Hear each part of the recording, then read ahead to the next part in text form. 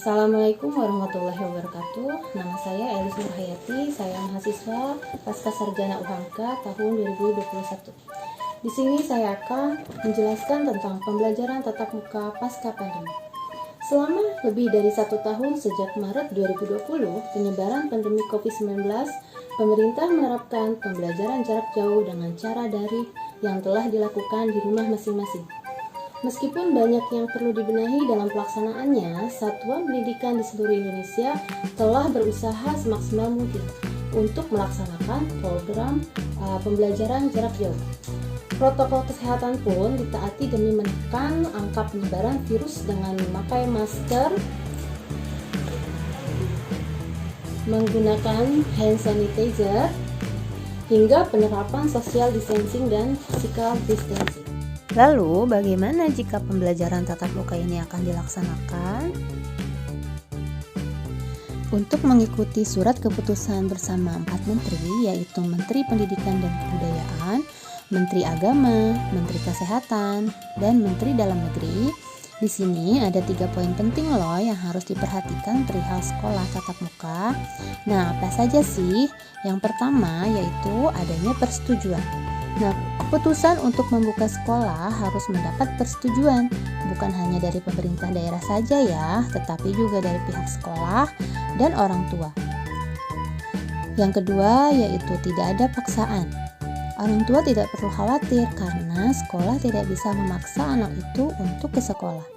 Jika orang tua siswa belum merasa nyaman dan aman jika anaknya ke sekolah, maka pembelajaran tetap bisa dilakukan dengan jarak jauh. Yang ketiga, sekolah yang dibuka akan membuat kebijakan yang berbeda dengan saat sebelum pandemi COVID-19. Jumlah siswa yang hadir dalam satu sesi yaitu hanya diperbolehkan 50%. Sekolah juga diminta untuk memberlakukan rotasi atau shift untuk mencegah penyebaran COVID-19 di sekolah. Nah, tidak lupa ya, protokol kesehatan pun harus ditaati, seperti memakai masker, menjaga jarak, dan menjauhi kerumunan. Di sini, pemerintah juga mengadakan program vaksinasi juga ya.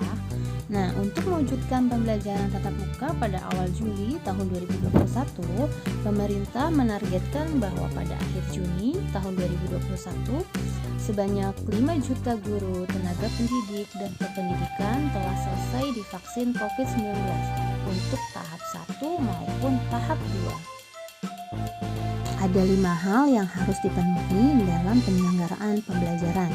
Yang pertama, yaitu satuan pendidikan pada zona hijau. Yang kedua, memenuhi persyaratan daftar periksa pada Dapodik. Yang ketiga, pernyataan kesiapan dari Kepala Satuan Pelaksana Pendidikan. Yang keempat, Pemda atau gugus tugas COVID-19 itu memberikan izin. Yang kelima, orang tua bisa menyatakan keberatan bila anaknya masuk dalam pembelajaran tatap muka. Apa saja sih pelaksanaan protokol kesehatan dalam pembelajaran? Di sini ada protokol pembelajaran tatap muka meliputi 4 tahap. Yang pertama, tahap prakondisi pembelajaran.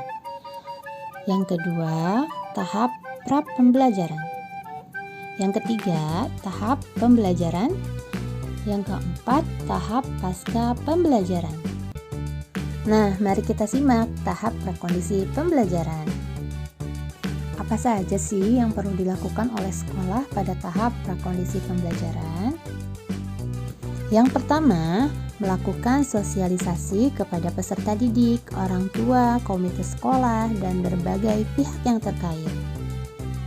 Yang kedua, ruangan wajib dibersihkan dengan disinfektan secara berkala. Yang ketiga, atur meja dan kursi dengan jarak 1,5 meter. Yang keempat, pastikan ruangan memiliki ventilasi udara dan aliran udara. Yang kelima, siapkan fasilitas cuci tangan pakai sabun, termogun, dan hand sanitizer di setiap kelas. Yang keenam, berikan simbol jaga jarak aman 1,5 meter. Yang ketujuh, Siapkan UKS yang dilengkapi dengan alat pelindung diri atau APD dan ruang isolasi sementara.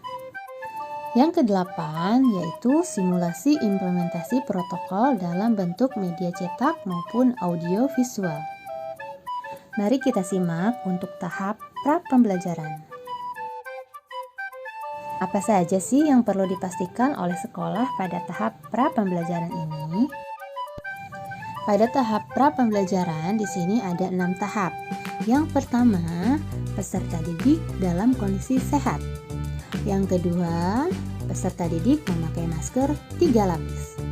Yang ketiga, peserta didik mencuci tangan dengan menggunakan sabun. Yang keempat, guru melakukan pemeriksaan suhu tubuh. Yang kelima, peserta didik selalu menjaga jarak aman minimal 1,5 meter. Yang keenam, peserta didik masuk ke dalam kelas dengan berbaris dan tidak bersentuhan. Selanjutnya, untuk tahap pembelajaran, apa saja sih yang perlu diperhatikan oleh sekolah pada tahap pembelajaran? Tahap pembelajaran di sini ada 4 tahap. Yang pertama, meja dan kursi ditata dengan jarak 1,5 meter yang diberi nomor absen atau nama siswa maupun simbol lainnya.